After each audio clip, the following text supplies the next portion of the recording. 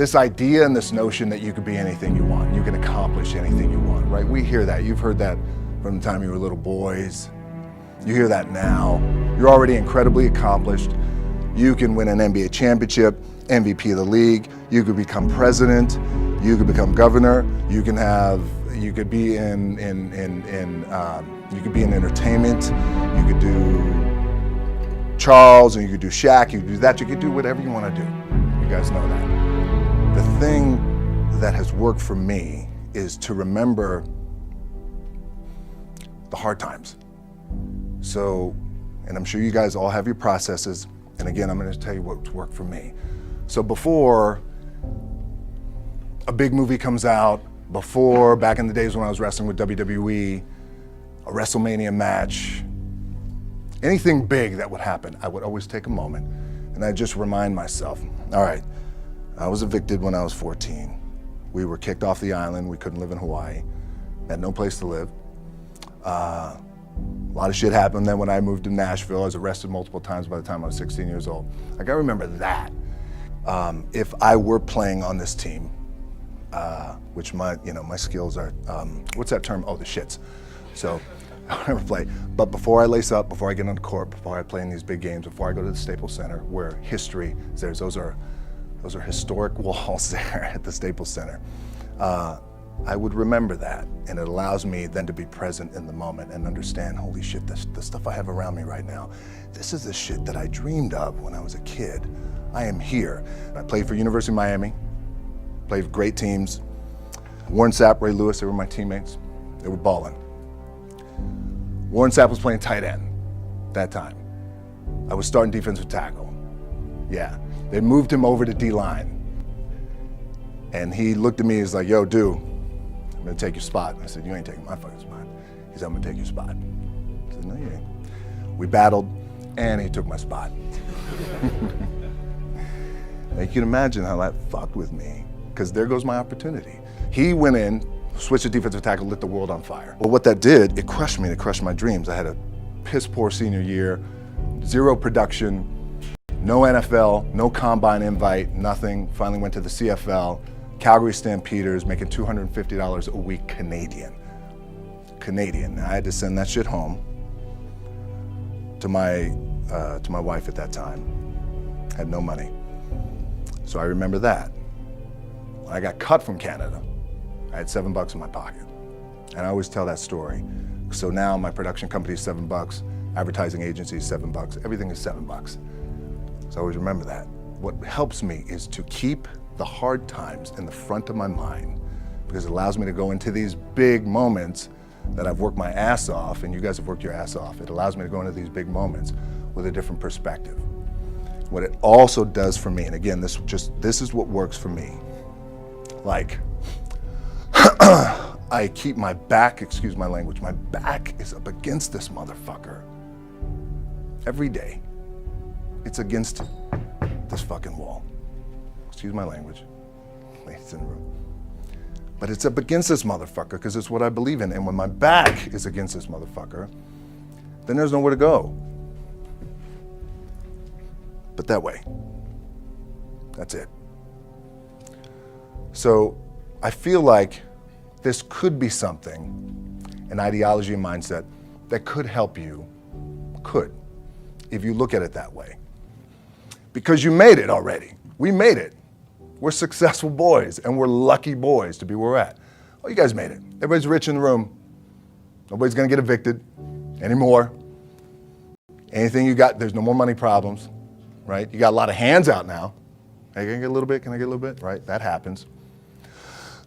But when you make it, for me, I need this. I need this.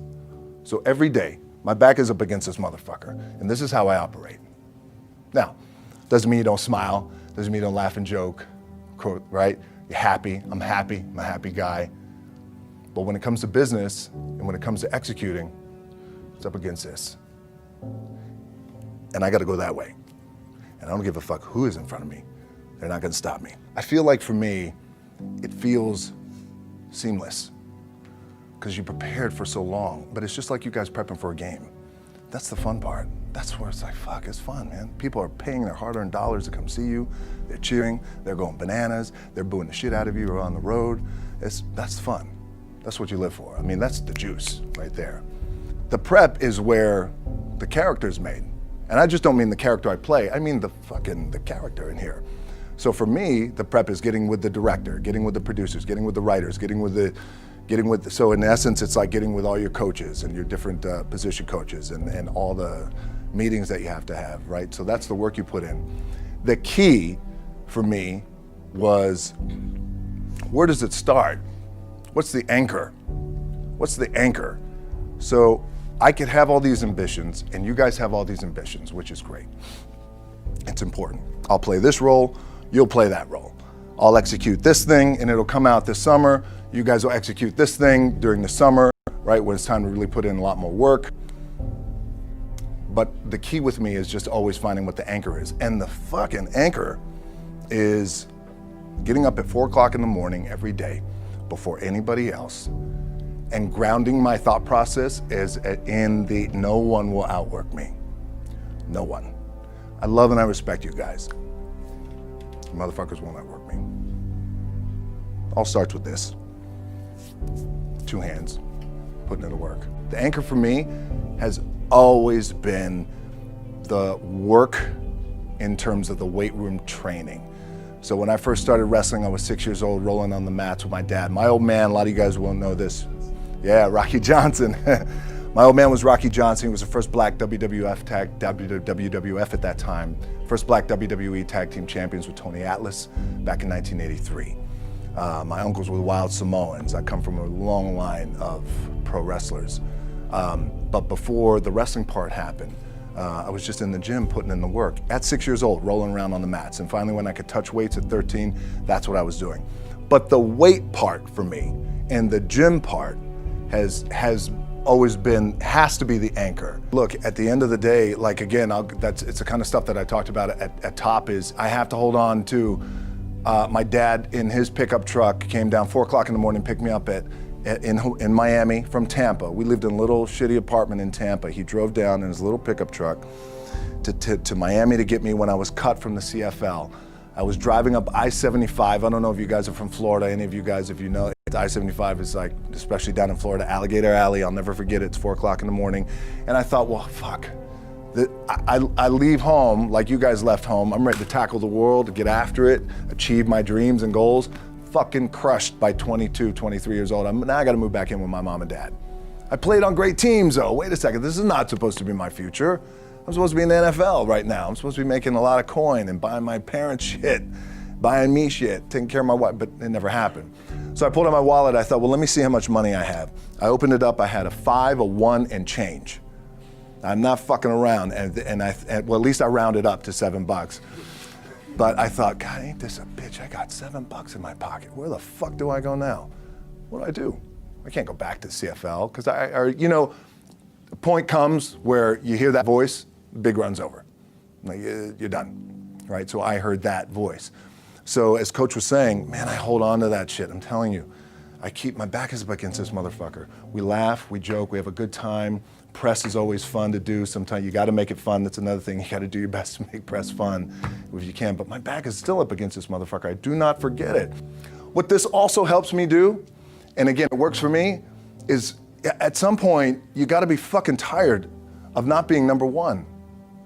You have to be, and you gotta fucking play angry. And I play angry. Now, I'm cool and calm with my approach.